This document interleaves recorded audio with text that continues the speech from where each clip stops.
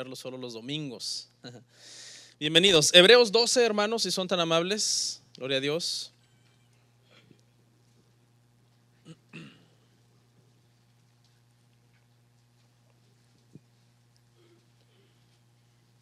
Verso 14.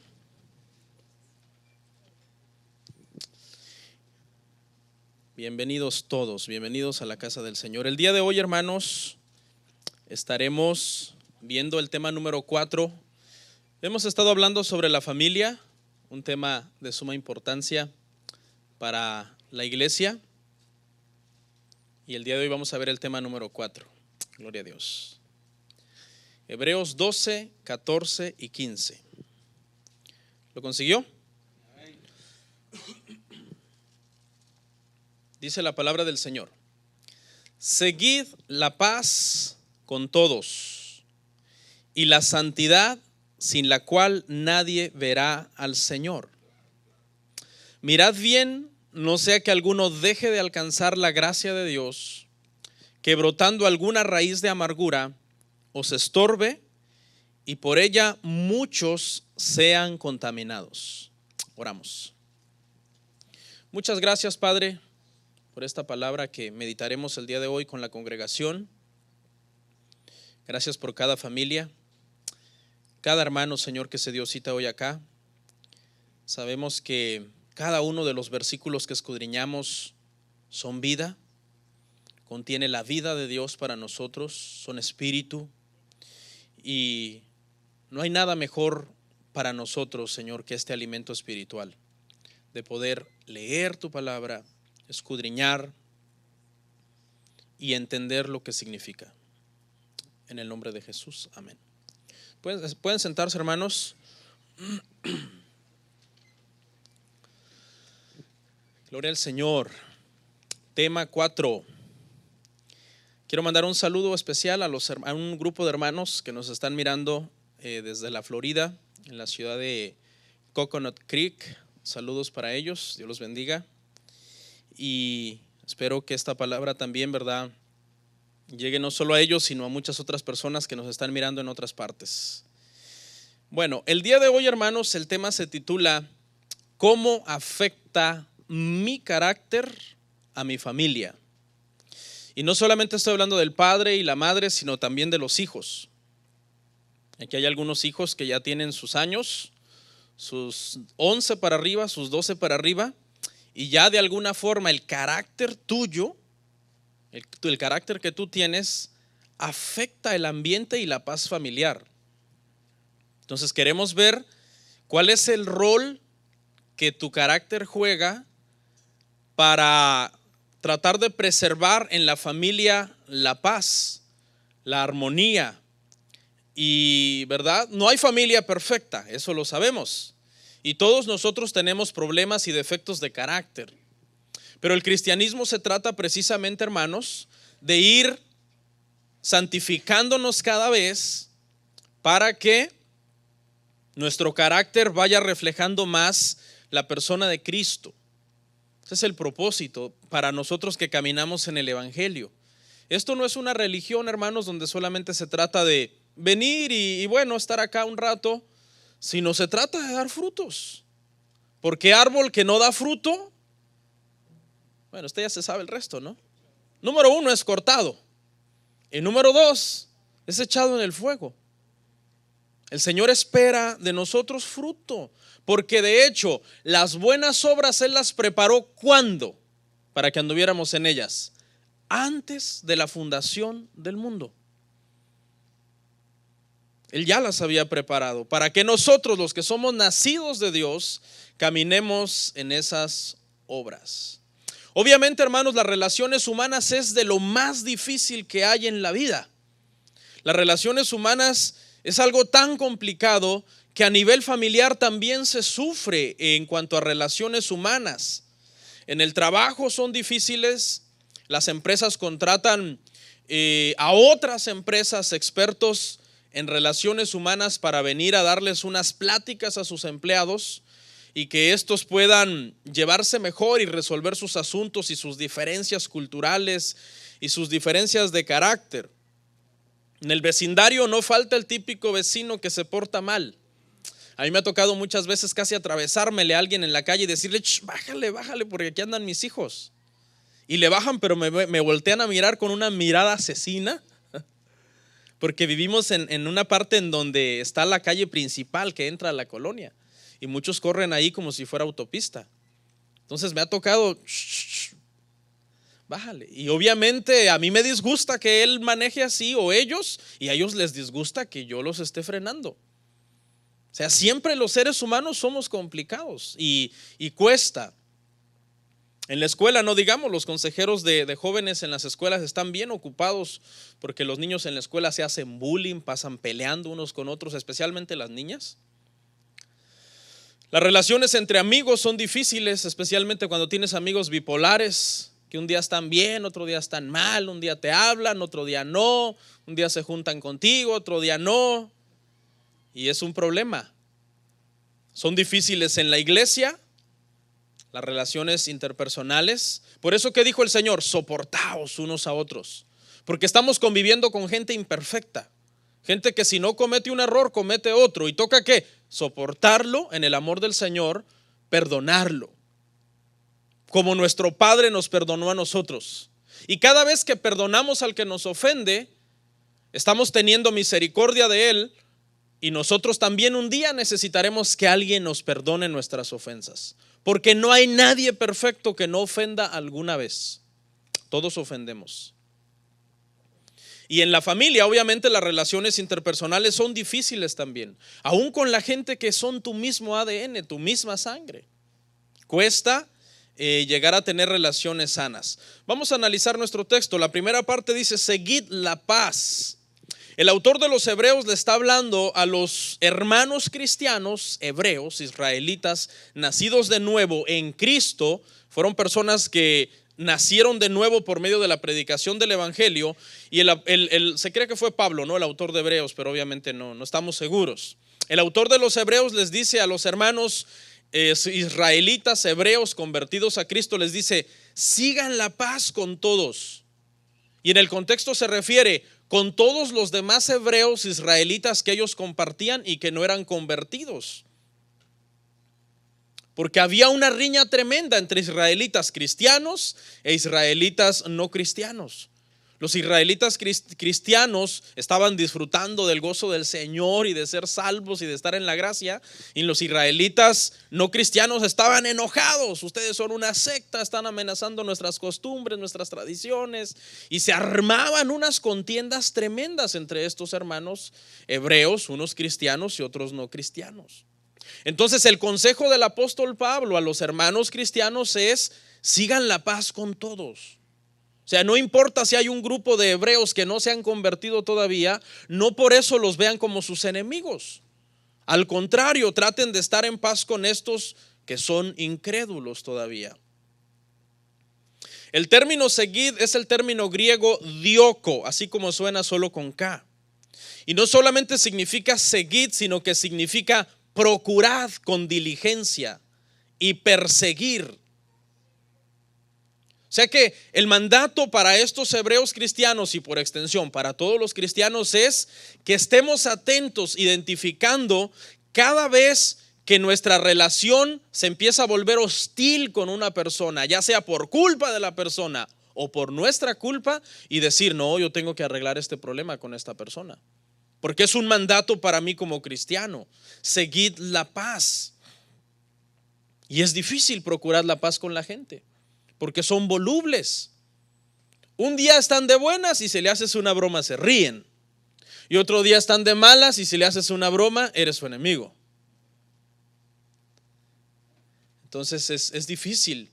Pero un verdadero cristiano no tiene ganas de pelear. Un verdadero cristiano procura su paz interior, y porque él sabe que perder su paz interior afecta directamente perder o afectar, por decirlo así, su comunión con Dios. Porque la misma Biblia dice que si tú tienes algo con tu hermano, que no te presentes delante de Dios sin antes primero arreglar los problemas con tu hermano. ¿Qué más? Dice: sigan la paz y la santidad. Tenemos que procurar la paz en la medida de lo que más podamos. Y sí o no, hermano, que a veces en la casa es difícil estar en paz. Por los hijos, por las situaciones matrimoniales, por los viles, por la presión, por la influencia de la familia política, por la influencia de la suegra. De todo pasa, le pasa a uno de todo en la familia. Hay cosas que vienen de alguna forma a afectar un poco la paz, pero dice el apóstol, aquí el escritor de los Hebreos dice, sigan la paz y la santidad. O sea, nuestro proceso de santificación es afectado cuando nosotros somos personas que no tenemos paz con los demás. ¿Ok? ¿Cómo podemos ser santos para con Dios si estamos llenos de conflictos para con las personas debido a nuestra inmadurez? Ahora, escuche, cuando nosotros los cristianos nos llamamos santos a nosotros mismos, no estamos cayendo en arrogancia, diciendo nosotros somos santos y ustedes son inmundos, no. Ser santo en el cristianismo no significa ser perfecto. Ningún cristiano es perfecto, pero hemos sido llamados a ser santos. ¿Cuál es el balance entre estas dos cosas? El balance es que la palabra santo significa apartado para Dios. Es decir, tú no eres perfecto, pero tú estás apartado para Dios. Eso es lo que la palabra santo en el original significa. Haber sido cortado y puesto aparte. Eso es en la raíz más profunda de la palabra, eso significa. O sea, fuiste puesto aparte para actuar como hijo de Dios. El montón pueden actuar como quieran, pero tú fuiste cortado de ese montón y puesto aparte para que tu carácter de ser una persona pacificador, humilde, no contencioso, no pendenciero, sino perdonador, misericordioso, paciente para con los que te ofenden. ¿Sí ve la diferencia? Eso es lo que ser santo significa, que hemos sido apartados para ser diferentes. El incrédulo puede darse la libertad de hacer lo que él quiera porque es que él no ha sido apartado. Él sigue todavía en el grupo en donde no ha alcanzado la salvación. Pero nosotros que hemos sido vivificados por el Espíritu no podemos darnos el lujo de andar en la carne. Entonces el cristiano es llamado a constantemente autoanalizarse y escudriñarse para ver si no ha ofendido a alguien. Y cuando diga yo he ofendido, ¿qué debe de hacer? Pedir perdón. ¿Por qué? Porque sin tal santidad, en la parte última ahí donde estamos, sin la cual nadie verá al Señor. Ahora, no es que ser pacífico compre la salvación, porque si no, pues así los monjes que son pacíficos y meditan, pues son salvos, no. Pero ser pacífico es una muestra de que nosotros hemos gustado la salvación del Señor, de que nosotros verdaderamente vivimos lo que nosotros profesamos. Y la última parte del verso dice: mirad bien, no sea que alguno deje de alcanzar la gracia de Dios, que brotando alguna raíz de amargura os estorbe y por ella muchos sean contaminados. Este verso no significa que esos cristianos que ya son salvos dejarán de alcanzar la gracia de Dios. No, se refiere a que ustedes que ya son salvos no les sirvan de tropiezo a los que son incrédulos, porque si no el tropiezo de ustedes puede afectar que estas personas que no son creyentes gusten de la gracia del Señor. Y en la familia, hermano, por ejemplo, los padres tenemos la misión, los que hemos gustado la salvación del Señor, de no ser de tropiezo para nuestros hijos que no son cristianos. Debemos de ser muy sabios en la crianza de nuestros hijos, porque si nosotros, hermano, no les damos un buen ejemplo ni una buena instrucción, les estamos sirviendo de tropiezo. Vamos a analizar un poco el carácter del padre. Vamos a darle su tiempo a cada uno de los miembros de la familia. El carácter del padre. ¿Dónde están los padres? Yo tengo 4. Y a mucha honra. Vamos a ver Efesios 6:4. Gloria al Señor. Dice: y vosotros padres no provoquéis a ira a vuestros hijos, sino criadlos en disciplina y amonestación del Señor. La figura paterna, hermanos, en la familia es de vital importancia para causar una buena influencia sobre los hijos y ser la figura. Obviamente estamos hablando aquí de padres cristianos porque el apóstol Pablo se está dirigiendo aquí a los cristianos, ¿ok? La figura que nosotros debemos ejercer sobre nuestros hijos es una figura de un carácter piadoso, que somos hombres sanos en nuestra forma de pensar, que somos sanos en nuestra forma de hablar, que tenemos la esperanza puesta en Cristo. Una de las cosas más lindas que nosotros le podemos transmitir a nuestros hijos, hermanos, es que nuestros hijos vean cómo nosotros descansamos en Dios, cómo nosotros estamos confiando en su soberanía. El hombre no debe de ser un amargado, negativo, energúmeno, que todo lo ve mal, que todo lo critica, que a todo le encuentra lo malo, que siempre encuentra el pelo en la sopa. Podemos tener nuestros malos ratos porque somos humanos y de repente uno como que pierde el control de las cosas y empieza uno a decir y hacer, pero con la misma el Espíritu Santo que está en uno, ¿qué hace en uno? Te redarguye, te reprende. Porque si tú te muestras ante tus hijos como un hombre desesperado, que no tiene a dónde más ir en medio del problema, que pierde la paz, ¿te imaginas el daño que estás transmitiendo a tus hijos? Les estás enseñando que tú no tienes ni paz en ti mismo, ni confianza en Dios, ni que tú estás descansando en la soberanía de Dios. Hemos atravesado problemas con nuestra familia en los 12 años de casados que tenemos y siempre me he esforzado en ese sentido de decirle a mis hijos: tranquilos, Dios está en control, no pasa nada, descansen en Dios. Mis hijas esta semana estuvieron súper afligidas porque su perrita se les enfermó. Y esas niñas aman los perros, hermano. Es más, cuando llegan de la escuela primero saludan a la perra y después a mí y a mi esposa. Mi esposa se pone celosa: ¡hey, aquí estoy! ¡Shh! Vengan a saludarme. Y se les enfermó la perra. Y entonces llore y llore estos niños. Me tocó consolarlas, decir: hermanas, hijas, tengan paz, tranquilas. ¿Okay? Estamos orando por la perra, porque Dios es soberano, hermano. Los animales también son del Señor. Tranquilas, descansen. Si Dios permitió que se enfermara, Él sabe por qué. Si Él permitió, Él está en control. Y si Él está en control, significa que Él sabe que les duele. Y si Él sabe que les duele y permita que les siga doliendo, es porque Él tiene un propósito detrás de ese dolor. Y toca ministrarle a los hijos a uno a que Dios es soberano y está en su trono, y todo lo que Él ha dicho que Él va a hacer, Él hará.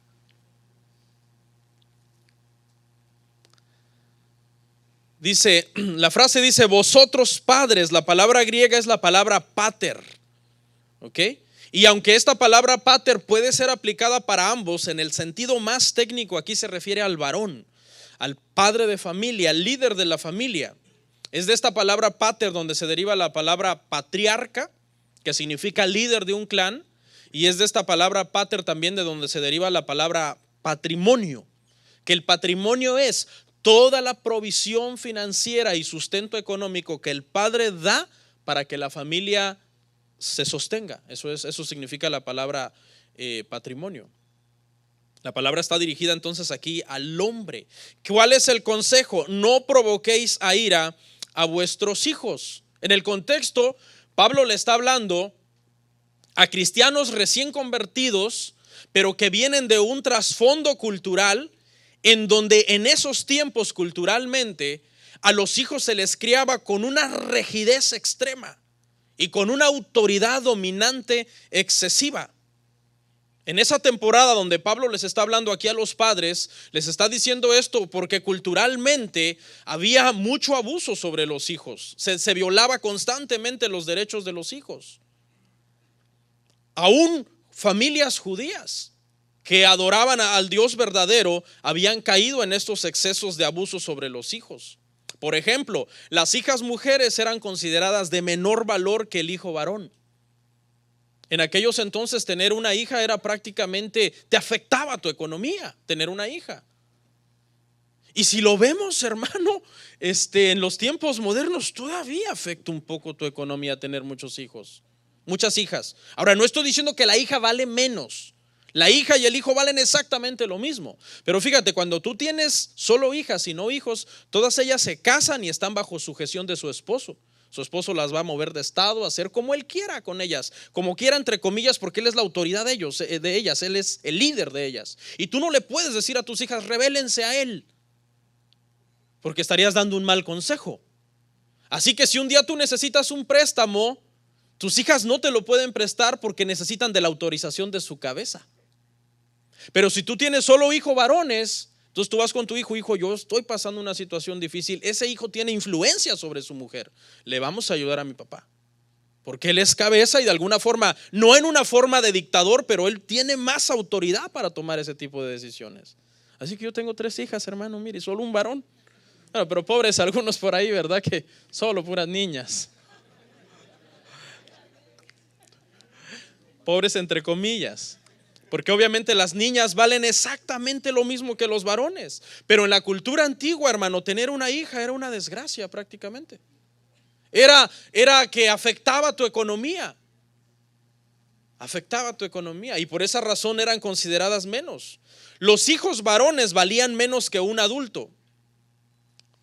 O sea, podía ser varón, pero de todos modos valía menos que un adulto. Si el padre debía un dinero y no lo podía pagar, podía dar a uno de sus hijos para que fuera a desquitar lo que debía. Hey, llévate uno de mis hijos. Y el niño, papi, pero yo no quiero. No te estoy preguntando, mijo. No te estoy preguntando. Váyase con mi acreedor que le debo. Se va a trabajar 2-3 años, me desquita lo que le debo y regresa. Papá, pero es que yo me quería casar. Shh, cállese. Váyase para allá a trabajar. Trabajaban duramente los hijos en los negocios del padre sin salario, de sol a sol. Y hasta el punto que los padres decidían con quién alguien se debía de casar, los hijos. Tú te vas a casar con fulano. Y muchos negocios de estos eran hechos obviamente por dinero y se cometían muchas injusticias. Es en este contexto histórico que yo le acabo de hablar que el apóstol Pablo le dice ahora a los cristianos: no provoquéis a ira a vuestros hijos. O sea, los hijos de ustedes valen, tienen derechos y hay que respetarlos. Hay que respetarles sus derechos. Obviamente eso se debe entender en el contexto de que más adelante dice que hay que disciplinarlos y amonestarlos en el Señor. Es decir, los hijos no pueden hacer lo que quieran. Y nosotros como padres necesitamos mucha sabiduría y prudencia para saber discernir entre las cosas que tú lo debes de sujetar a que las haga y las cosas en donde ya tú estás provocándolo a ira.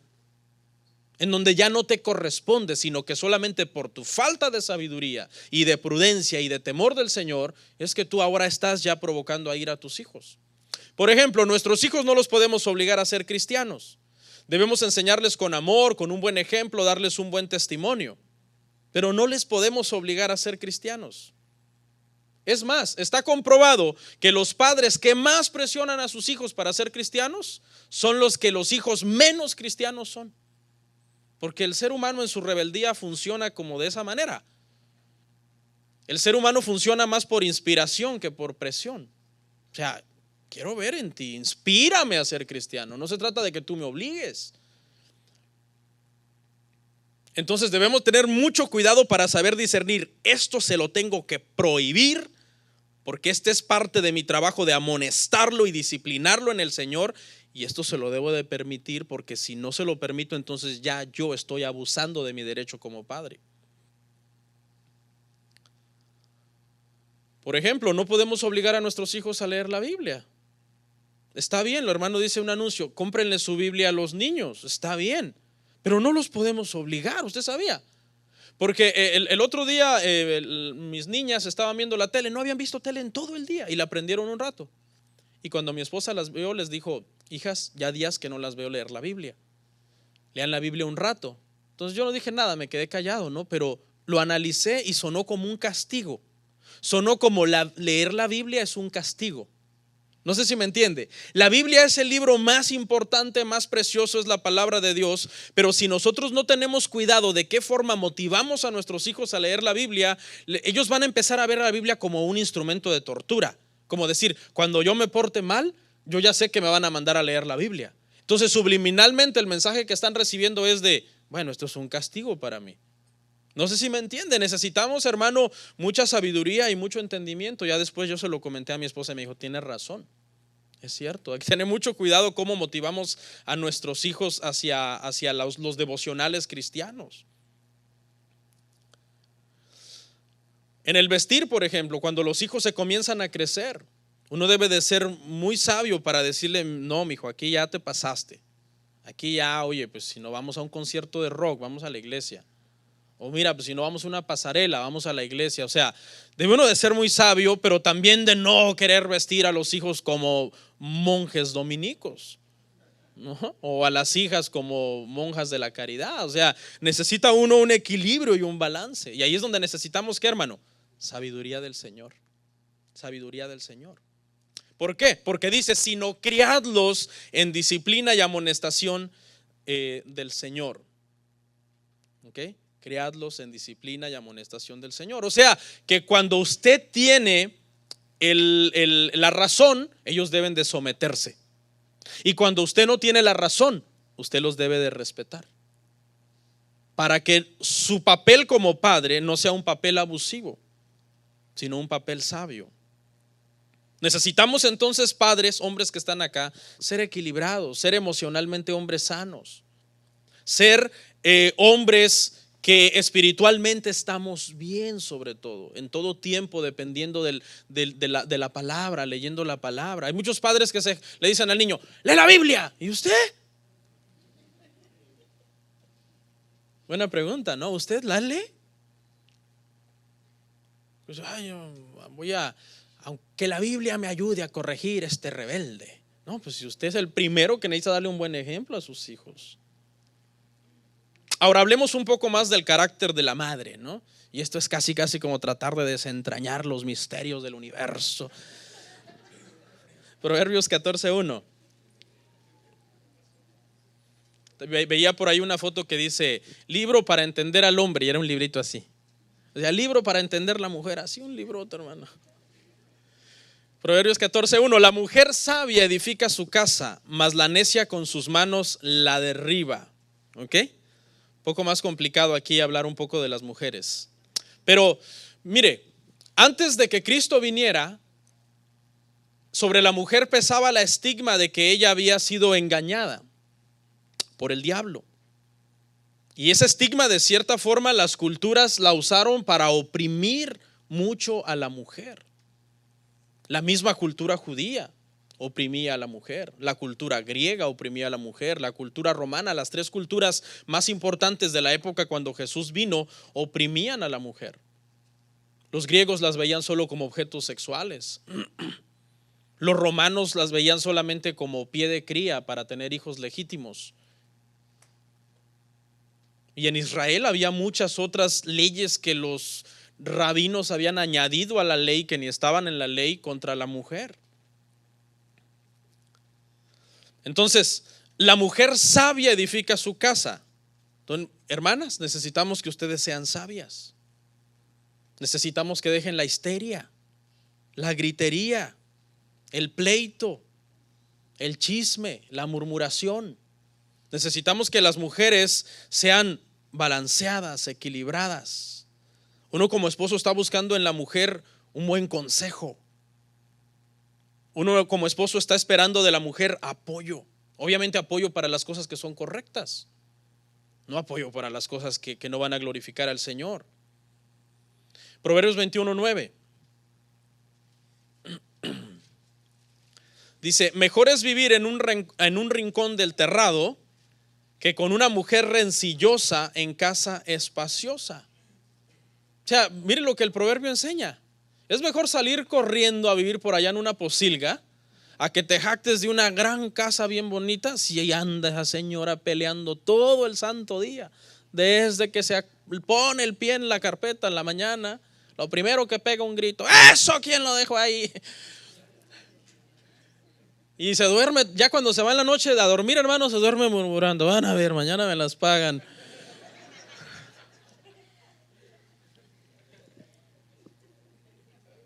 Una mujer con un carácter agrio, amargada, hermano, así, que no tiene paz interior, es un problema. Ahora, debemos identificar cuando de repente, hermano, las mujeres hormonalmente necesitan más paciencia. Porque está bien, las mujeres pueden tener sus episodios, especialmente cuando tienen su regla. Necesitan más amor, más atención, más apoyo, más cariño, porque hay un trastorno hormonal en ellas.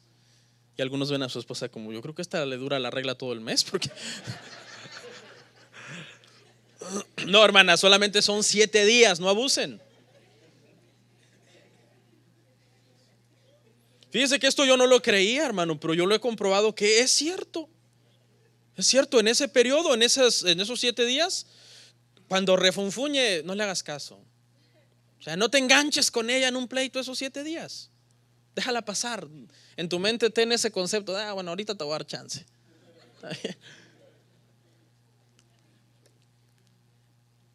A veces cuando mi esposa hace un berrinchillo por ahí, me dice, es que ya estoy próxima a esos días. ¿Tú quieres empezar con anticipación? Empezar con tus berrinches 3 días antes, no, hombre, empieza hasta el mero día. Necesitamos que controlen sus hormonas, hermanas, y se relajen, ¿okay? Que sean pacificadoras, que tengan la casa ahí ordenada y a los hijos ordenados, para que cuando el padre de familia llegue de trabajo se llegue a encontrar un ambiente sano en la casa, un ambiente donde se pueda él llegar a descansar, a platicar con los hijos y hasta pasar un buen tiempo con la esposa. ¿De dónde viene la sabiduría, hermanos, hermanas? Proverbios 1:7. Bueno, esto es para todos, ¿no? Proverbios 1:7. ¿De dónde viene la sabiduría? El principio de la sabiduría es el temor de Jehová. Los insensatos desprecian la sabiduría y la enseñanza. O sea, hermana, si usted tiene años en el cristianismo y usted no cambia, sigue siendo la misma, desesperada, gritona, energúmena, que apenas pasa un problema y pierde la paz y empieza a rematar con toda la familia. Entonces, ¿y los frutos cristianos? Entonces se está portando insensatamente, porque está despreciando la sabiduría y la enseñanza. Cuando lo correcto es que ya debía de haber crecido en sabiduría, porque usted es una mujer temerosa de Dios. ¿Se acuerda que dijimos que antes de Cristo estaba un estigma sobre la mujer? Pero después de Cristo ya no tiene por qué estar operando ese estigma. Porque si algo vino a hacer el Señor en cuanto a la mujer fue redimirla y restablecerla en su lugar de importancia. Dice en Gálatas que en Cristo ya no hay varón o mujer. Texto que, por cierto, algunos sacados de contexto dicen que entonces la mujer también puede ser pastora. No saques de contexto eso. Eso se refiere a que Cristo vino a quitar ese estigma que pesaba sobre ella, y ahora ni el hombre vale menos ni la mujer vale menos. Pero entonces sí puede pastorear. No, es que eso es una cuestión eclesiológica que no tiene nada que ver con el rol del hombre y la mujer. El hombre puede pastorear no porque sea mejor, no porque sea más sabio, no porque sea más inteligente que la mujer, sino por una cuestión de orden. Eso es todo. No tiene nada que ver con quién sea mejor o quién sea peor. ¿Qué hace la mujer sabia? Edifica su casa. Lo primero que tienen que hacer, hermanas, no me miren feo, es someterse al Señor, porque el Señor así lo manda. Sujétense al Señor, sujétense a sus esposos. Obviamente los esposos se deben de sujetar al Señor. Entendemos si de repente tienen sus episodios, como decía yo, pero tranquilas, tranquilas. ¿Por qué? Porque dice que si no es sabia, es necia. Y si es necia, ¿hace qué? Con sus manos derriba su casa. O sea, la mujer tiene un rol bien importante y una capacidad bien importante. Si es sabia, edifica. Y si es necia, destruye. ¿En qué nivel estás tú? ¿Eres sabia, temerosa del Señor, sujeta a tu esposo conforme a tu esposo se sujeta a Cristo? ¿O tú eres la que quieres mandar en la casa y rebasar los niveles de autoridad y hacer lo que quieras y no lees la Biblia y no oras y no confías en el Señor?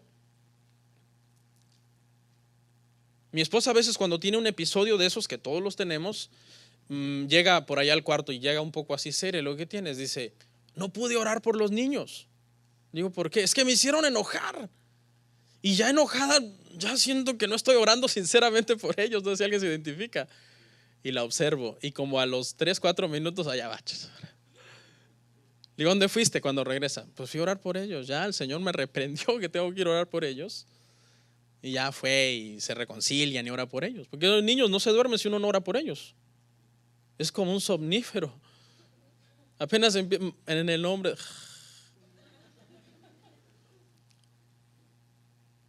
Ok. Último proverbio aquí de las mujeres. 12:4. Proverbios 12:4.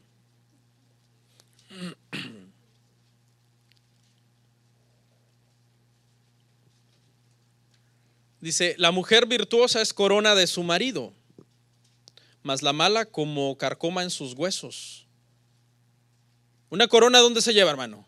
La cabeza, ¿verdad? Es señal de orgullo, entre comillas, de poder uno presumir ese artículo. Y cuando un hombre tiene una esposa sabia, pues obviamente se siente feliz de que Dios le ha bendecido con una mujer prudente. La Biblia dice que la mujer prudente la da el Señor, pero también la mujer debe de estar sometida al Señor. Pero otras, dice, son como carcoma. La palabra hebrea es rakab.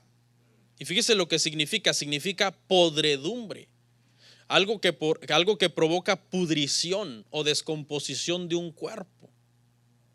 Es decir, una mujer que está constantemente, que es demasiado conflictiva, que todo lo ve mal, que es demasiado negativa, que le critica todo al marido, que no hay una palabra de ánimo para los hijos o de aprecio o de apoyo, sino solo verle los defectos, es prácticamente como hacer sentir a los miembros de su familia como una basura.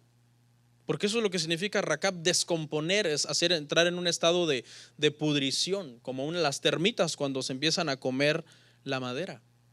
Una mujer que no es sabia puede tener ese poder de crear eso en sus maridos y en sus hijos y en su familia.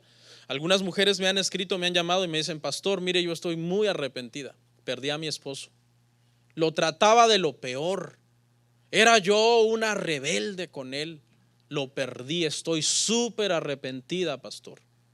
Reconozco mis errores. ¿Qué hago? Le digo, hable con él y pídale perdón. Dígale, reconozco, ya lo hice y no quiere. Dice que yo no cambio, que siempre digo lo mismo. Trate una segunda vez. No, es que le digo, ¿sigue libre su marido? Sí, está libre. Bueno, aproveche, trate de reconquistarlo, pídale perdón, búsquelo. Y algunas me dicen, no, ya no está libre, ya ahora está con otra persona. Arrepentidísimas por el error, pues eran como una carcoma, pues destruyendo al marido, su autoestima, a los hijos. Hay que, hermanas, si alguna de ustedes tiene ese problema que es demasiado enfermita,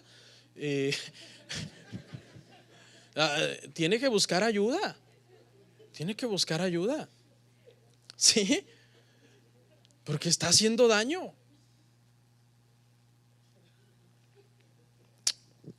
Bueno, vamos a ver el carácter de los hijos. Las amamos, hermanas. Si le duele es porque algo trae por ahí guardado. No es mi culpa. No es mi culpa. Hay que cambiar. Ya muchos años en el cristianismo como para no dar frutos. Efesios 6 del 1 al 3.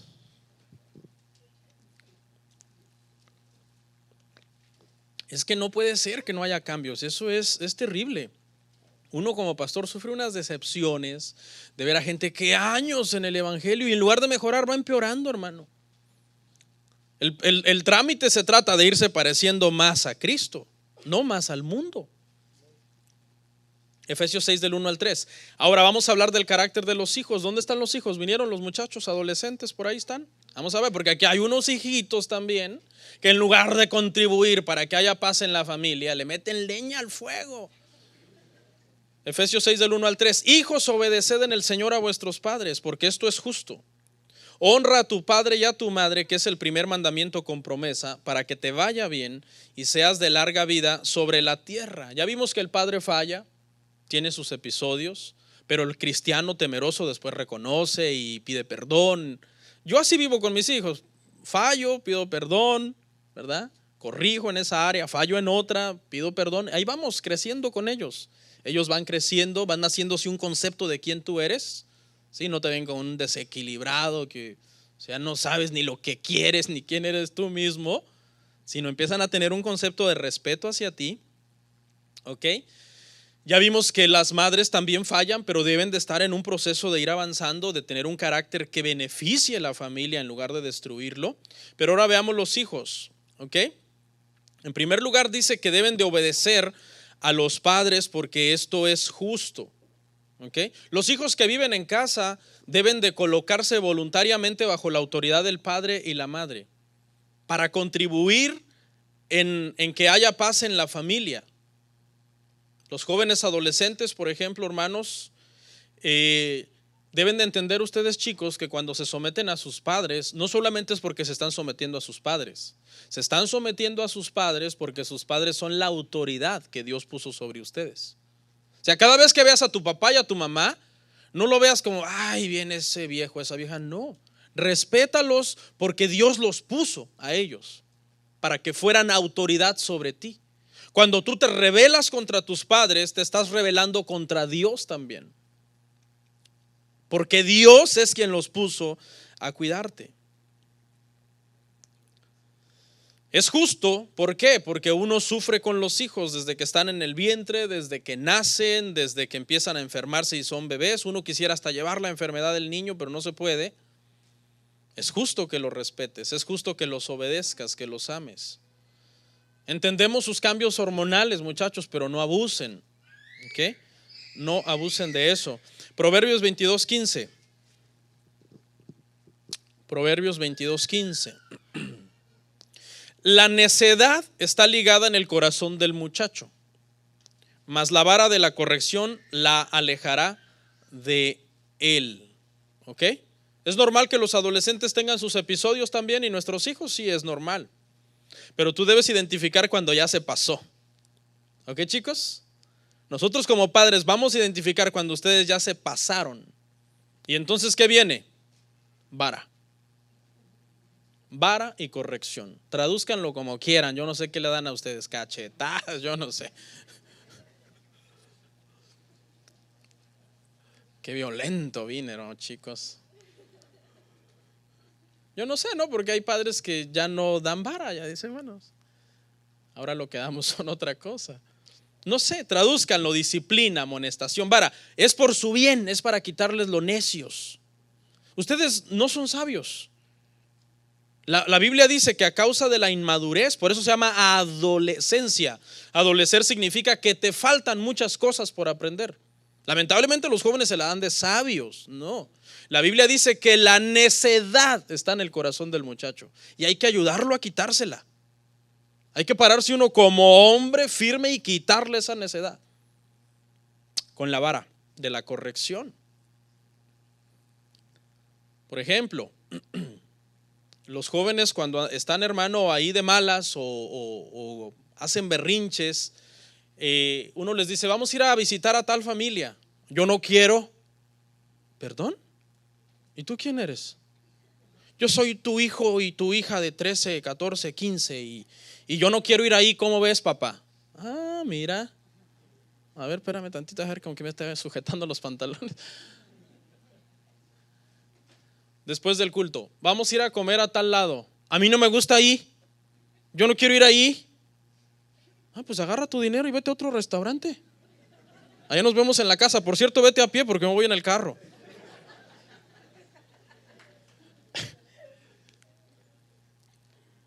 O lo clásico, ¿verdad? Los regañas, venga para acá, y lo regañas. Se puede ir. Y se va refunfuñando, hermano, y cuando oyes, ¡pah!, la puerta. No, ve a su cuarto, abre la puerta y dígale, ¿me tiras esta puerta? Me la compras nueva, ¿eh? Y la próxima vez que la vuelvas a azotar, te voy a azotar. Es que, hermanos, es tremendo. Ahí está la necedad, mira, expresada en toda su máxima expresión, valga la redundancia. Y no podemos dejarlos que hagan lo que quieran. Quizás tú quieres llevarlos a visitar un familiar y te dice, no, yo no quiero ir ahí porque me cae gordo mi primo, me cae gorda mi prima. Ah, pues más vamos a ir a reconciliarlos. Es que no, hermano, usted tiene que identificar cuando ya los niños están pasando. Mientras tú los mantengas, estás en todo tu derecho de corregirlos, de disciplinarlos, de quitarles el teléfono, de quitarles la televisión, de quitarles la computadora. Y si se enojan que me voy, bueno, te vaya bien. Ahí consigues un celular para llamarme, dame el tuyo. Y que me llevo mi ropa. ¿Cuál? Si esa la compré yo. La que tienes puesta te la presto, luego me la mandas. Esta es una educación al estilo antiguo, ¿no, hermano? Es que la Biblia no crean, hermano, que estos principios son anticuados. Estos principios no han pasado de moda. La Biblia no es anticuada. Como decían por ahí, no, la Biblia no es antigua ni es moderna, sino es que eterna. Sus principios nunca pasan de moda. Y siguen vigentes. Y precisamente por no aplicarlos es que el día de hoy los adolescentes tienen una rebeldía, hermano. Ya nada más falta que te peguen. Y arman un mal carácter y unas pataletas en la casa y te echan a pelear con tu pareja y ya después tú acabas peleando con la esposa por culpa del adolescente o la adolescente que ya los echó a pelear. No te pelees, únete con tu esposa, marido, y esposa, únete con tu marido. No, vamos a unirnos y vamos a hacerles la guerra a estos, pero unidos. Unidos, porque si ustedes empiezan a pelear entre ustedes, ya ganó terreno ese adolescente mañoso. No, unidos. ¿Sabe qué? Cuando el adolescente quiere meter problemas y los ve unidos a ti y a tu esposa o a ti y a tu esposo, le cuesta más. Y están en un solo acuerdo. No, que mi mamá esto, algo les debe haber hecho. No, que mi papi lo otro, vamos a ir a hablar con él. Porque ese es un problema muy fuerte, hermano, cuando los niños comienzan a formar un mal ambiente en la familia a causa de su mal carácter. Y toca quitárselo con la vara de la corrección. Obviamente sin abusar, como dijimos hace un rato, no provoquéis a ira a vuestros hijos. Necesitamos balance, necesitamos saber cuándo pararlos y cuándo darles un poco de libertad, porque tampoco los podemos poner en una burbuja, donde, ay, pobre de mis hijos, está una burbuja de que no sepan nada, no se enteren nada del mundo. Más bien cuando salgan de esa burbuja el mundo se los va a comer. Háblele a sus hijos, dígale, mira, tú en la escuela vas a conocer a niños que te van a enseñar a maldecir, que te van a querer llevar a lugares, usar sustancias prohibidas, beber, robar. Dígale todo eso. Ya cuando tienen 15, 16 años, uno no sabe. Muchos de los hijos de ustedes, hermanos, dicen malas palabras. Yo los he alcanzado a oír, a varios de los hijos de ustedes. Dicen unas palabrotas, hermano. Y yo le aseguro que usted no sabe. Obviamente, ¿verdad? Los hijos van creciendo y no puede uno controlarlos, como decía yo, en una burbuja. Pero por lo menos enséñele que, ay, niño, deja de decir esa mala palabra. ¿De quién la aprendiste? De mi papá. ¿Y quién es tu papá? Un diácono allá en la familia. ¿Se imagina? Está un problema. O sea, si tú le vas a decir a tu hijo, no digas malas palabras, le vas a decir, hijo, te voy a hacer una pregunta. ¿Alguna vez me has oído decir una mala palabra? ¿Qué te va a decir él?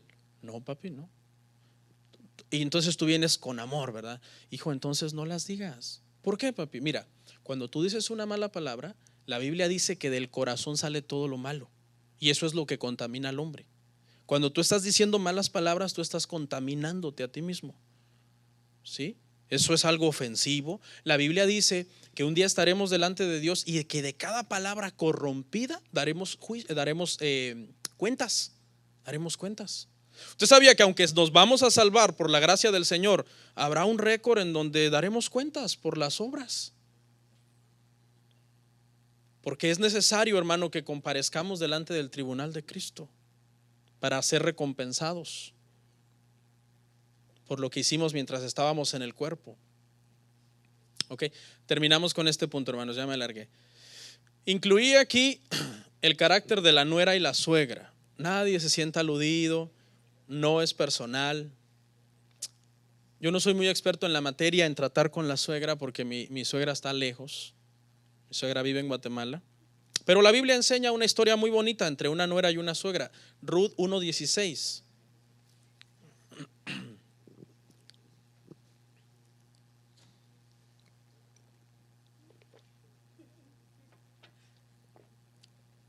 Dice, respondió Ruth, no me ruegues que te deje y me aparte de ti, porque a donde quiera que tú fueres iré yo, a donde quiera que tú vivieres, viviré. Tu pueblo será mi pueblo y tu Dios mi Dios. Donde tú murieres, moriré yo, y allí seré sepultada. Así me haga Jehová y aún me añada, que solo la muerte hará separación entre nosotras dos. La suegra. Nada más uno oye la palabra suegra y todo el mundo le da risa. ¿Por qué? Pesa un estigma sobre la suegra, ¿no? La suegra, generalmente hay chistes de suegra. El que no ha oído un chiste de suegra, por favor, pues ¿en qué planeta vive? Es más, quizás tú eres el experto en contarlos. Siempre es vista como la mala de la película, ¿no? Como la bruja, como la que su influencia es negativa, y el concepto general es que es egoísta, que se mete donde no la llaman, que manipula al hijo, a veces a la hija, pero se da más en el hijo por una cuestión emocional, controladora y que genera conflictos. Obviamente esto es una generalización exagerada, porque yo creo que sí existen las suegras buenas. Aquí vemos el ejemplo en el relato bíblico de Ruth y Noemí. Noemí era la suegra de Ruth. Muestra una historia de amor entre estas dos mujeres, en el cual vemos que Ruth llega a amar a Noemí más que a su madre, pues deja a su madre y se va con Noemí. Noemí estaba pasando un momento muy difícil, pues a Noemí se le había muerto el marido y los dos hijos. Estaba plenamente adolorida. Y cuando Ruth vio eso, se dio cuenta que era momento de consolar y de ayudar a su suegra. Si hubiera sido una mala mujer, hubiera dicho: es el momento perfecto para no volverle a ver la cara a esta señora. Se murió quien nos unía. Se murió mi esposo, que me obligaba por de alguna forma mi relación con él a tener relación con esta señora. Pero no, ella fue una mujer muy buena, que amó a su suegra, que la vio como una segunda madre y que la protegió. El trabajo y la misión que ella tomó fue de proteger a su suegra. ¿Okay? Y yo creo que este es un buen principio, hermano, que los suegros deben de ser vistos como unos segundos padres. Y ese es el rol que los suegros deben de jugar, un rol de ser consejeros con la nuera, con el yerno, de apoyar, de ayudar, de ser una buena influencia. Hay una regla que dice que los suegros se deben de meter en el matrimonio solamente si es para ayudar, y si no, mantenerse al margen de las cosas. ¿Ok? ¿Por qué hay tanto conflicto entre la nuera y la suegra? Se debe a una cuestión afectiva entre la madre y el hijo. Generalmente se da más de este lado de la moneda. Y eso se debe a que muchas madres son demasiado sobreprotectoras de sus hijos. Y entonces cuando se casan los hijos, las suegras tienden a sentirse un poco desplazadas.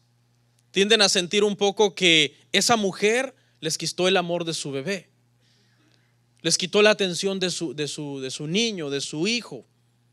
Y desde el principio, cuando una pareja está recién casada, el hombre no debe de permitir a su mamá que se meta en cosas que no debe de meterse. Desde el principio, si eso no se hace desde el principio, después eso será mucho más difícil. Será determinante que el hombre ponga reglas entonces en esta situación. ¿Pero existen las suegras buenas? Sí. Hay muchas suegras que cuando nacen los nietos son las primeras en llegar, a ayudar, a atender, a cuidar al nieto. Así que también existe la suegra buena, ¿verdad, hermanos? ¿Cuántos tienen una buena suegra? Gloria a Dios. Amén. Me adelanto antes de que alguien diga no.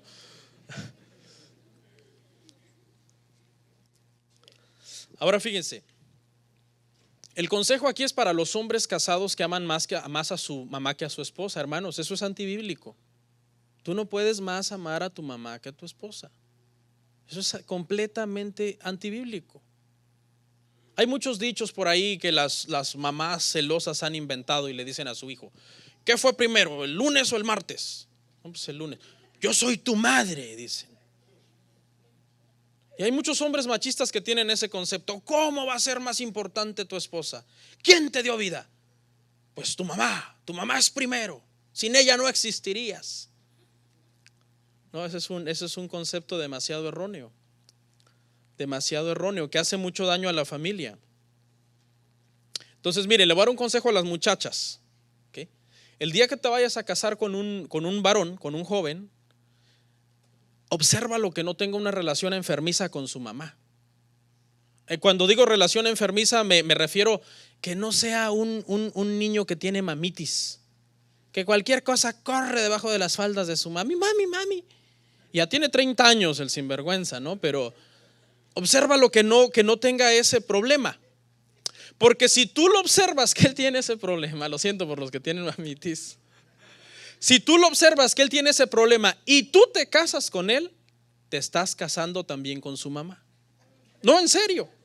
De hecho, cuando uno se casa con una persona, hasta cierto punto, te estás casando un poco con la familia de esa persona.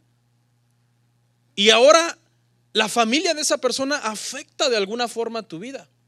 Por eso debes de buscar una persona que sea normal.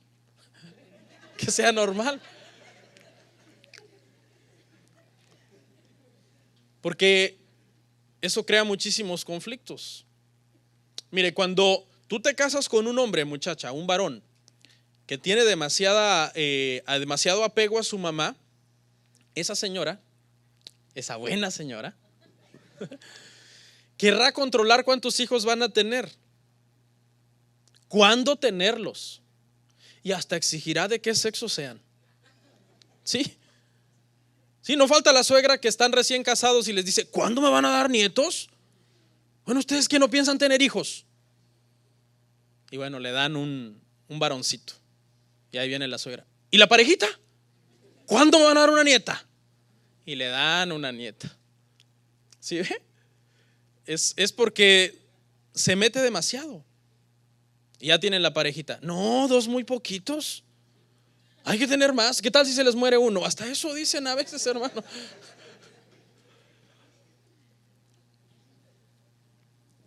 En la cocina, por ejemplo, no falta la suegra que cree que su hijo está sufriendo a manos de esa mujer que no le sabe cocinar. Y llega un día: mi hijo, te traje tu plato favorito, esto sí está rico. ¿Se imagina cómo se siente la nuera? Pues desplazada, ofendida. Y no faltará el hijo con mamitis, me confieso pecador, en este aspecto de que a veces tú dices: mi mamá me hacía un plato que qué rico, mi amor. Y la mujer se siente: pues ve que te dé de comer tu mamá.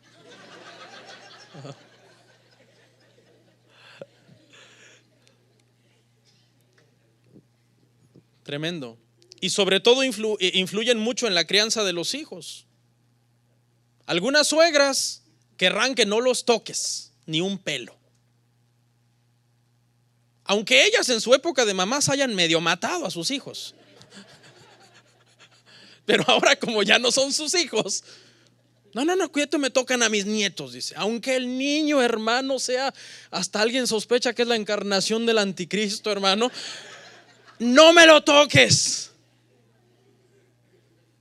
Pero está la otra suegra, la que dice: no le toleres ni que respire, medio mátalo a cinchazos si hace algo malo. Yo tuve de las dos abuelas.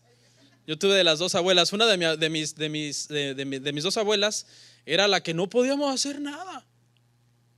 Y nosotros éramos calmaditos, ya se imaginará, calmados, creados así a ese estilo, hermano, de hablas y te pego delante de los adultos. Y una de mis abuelas le decía a mi mamá: pégale. Y yo decía: ¿pero por qué? No, nomás pégale. El hermano Polo se debe de acordar porque. Y la otra abuela era un poco más suave. No me les pegues a mis nietos, decía.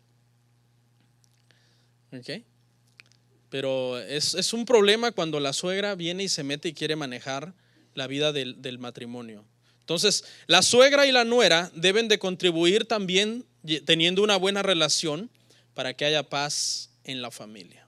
Amén. Entonces, hermanos, pregunta: ¿cómo afecta tu carácter a tu familia? ¿Cómo afecta? ¿Tienes a la esposa amargada, enojada, irritada porque nunca hablas con ella, nunca le das amor, atención? En los días de su periodo, en lugar de tenerle paciencia más, la andas ahí acosando, presionando.